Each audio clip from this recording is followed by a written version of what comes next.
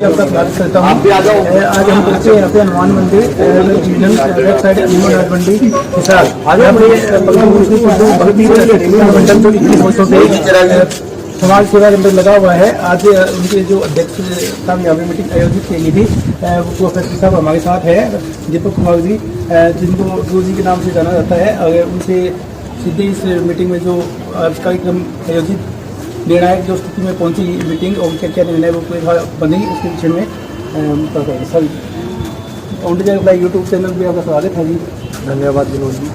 तो सर यहाँ पे जो प्रभु संकीर्तन मंडल है जो 21 वर्षों से साधना में लगा हुआ है, तो ये जो आप समाज सेवा के उत्थान में लगे हुए हैं, पहले तो अपने परिचय दीजिए और संकीर्तन मंडल का भी साथ में है।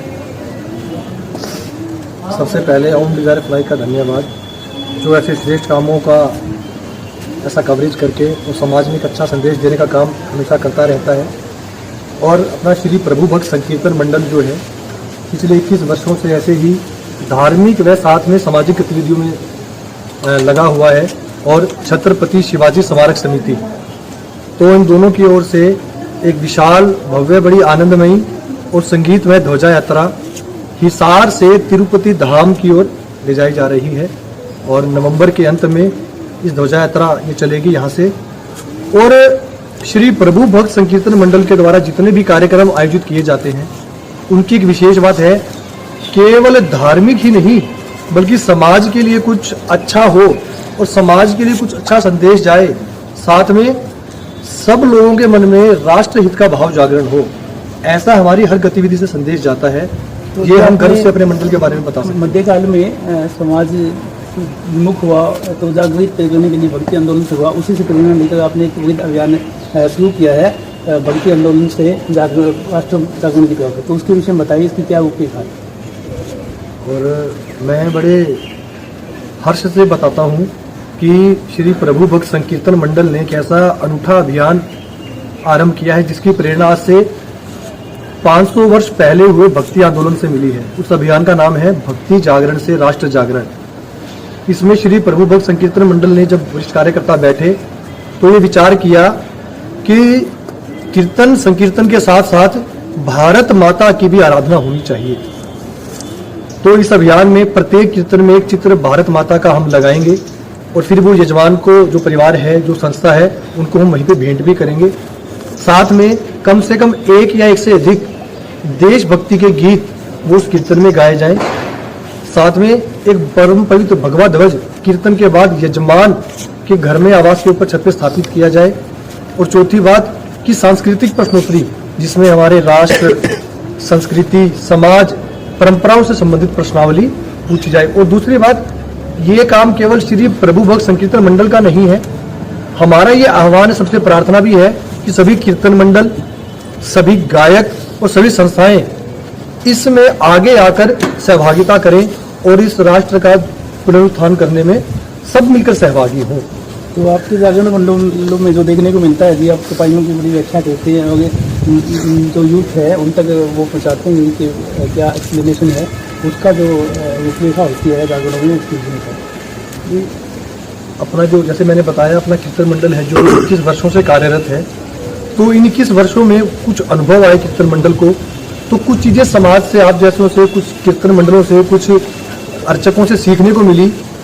तो हम कभी कभी चौपाइयाँ भी करते हैं, फिर चौपाइयों का अर्थ भी पूछते हैं ताकि वो अर्थ ध्यान में आए और वो रामायण की चौपाइयाँ हैं वो घर में चर्चा होना आरंभ हो।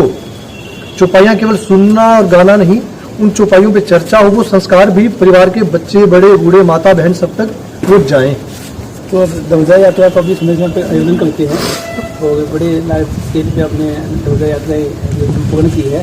तो आज जो निर्णय लिए गए और दूसरे मीटिंग में डिस्कस किए हैं, तो सभी कार्यकर्ता यहाँ पे पहुँचे हैं और उनका सभी का सहयोग किस रूप से आपको। आज जो बैठक की उसका संचालन हमारे कार्यकारी अध्यक्ष रवि जी और महासचिव दीपक जी ने इसका बैठक का संचालन किया।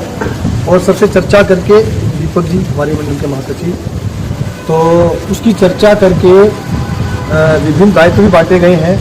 और मुझे बताते हुए आनंद आ रहा है कि प्रत्येक कार्यकर्ता आज ही जी जान से जुटकर लग गया है।